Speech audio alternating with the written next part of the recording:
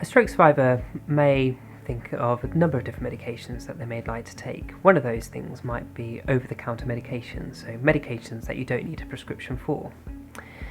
You can take those medications, but it's important to obviously seek advice before thinking about taking those. Stroke patients can use over-the-counter medicines, but it is very important for them to speak to their pharmacist for advice about which medicines are appropriate for them to use. So there are lots of different cough and cold remedies, and some are not suitable for patients with high blood pressure, and some over-the-counter medicines are not suitable for patients who've had a stroke.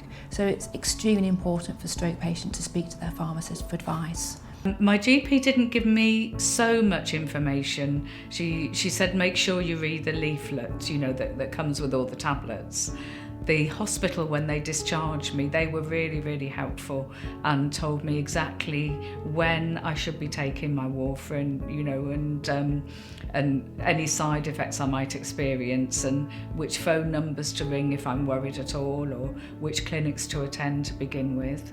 But the person that I found the most useful is because I am on quite a lot of medication, and the chemist called me in one day and just took me to a room and went through all my medication. Do you know why you're taking this?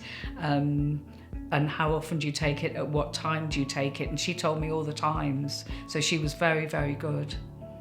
After having a stroke and surviving from a stroke, there's going to be lots of information that you're going to need to sort of juggle. One of the key things is which medications to take, and if you're a bit confused about why you're on certain medications, that's normal.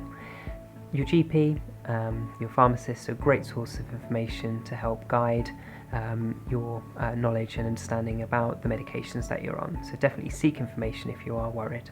Stroke patients may take different medications for the same thing because there are a lot of different drug manufacturers in the UK and worldwide, and they will make their own type of medicine of the same class of drug.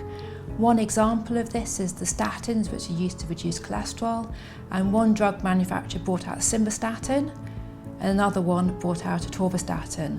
They are more or less the same drug, they're used for the same reasons, but atorvastatin is slightly more powerful than simvastatin in treating cholesterol. And a patient after a stroke may have 40 milligrams of simvastatin, and they would probably have, say, 20 milligrams of atorvastatin.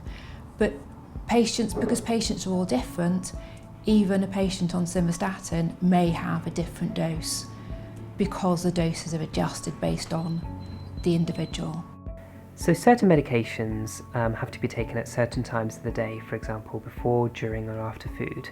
And it's essentially to do with the type of medication that you're taking and how the digestive system reacts to those medications. Each medication will come with a leaflet, and it will specify exactly when to take those medications. So read the leaflet, make sure you're family aware, and then take the medications according to how they're being prescribed to you. The main medicine that is affected by food are the statins. So that's simvastatin and atorvastatin. Patients who are taking statins shouldn't eat grapefruits or drink grapefruit juice because they will affect how the statins work. The other medicine that patients should avoid particular types of food with is warfarin. And warfarin is used to thin the patient's blood, and it's very important that patients shouldn't drink cranberry juice while they're taking warfarin.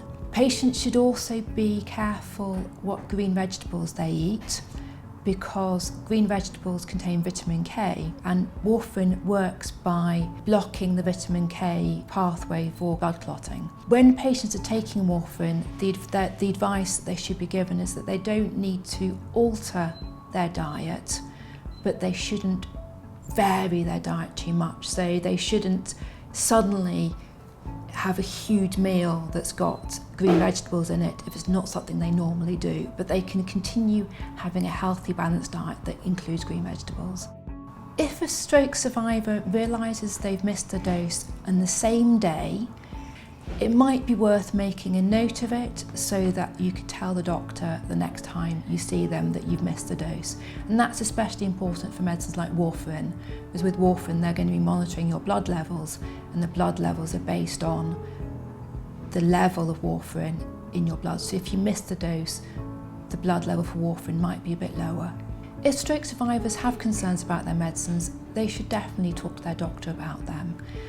And the doctors, because they're an expert in medicines, will be able to provide them with advice about the medicines and answer any concerns the patient has about medicines. Because it's so important for a stroke patient to continue taking their medicines, they need to understand why they're taking it, because a lot of the medicines they're going to be taking for the rest of their life.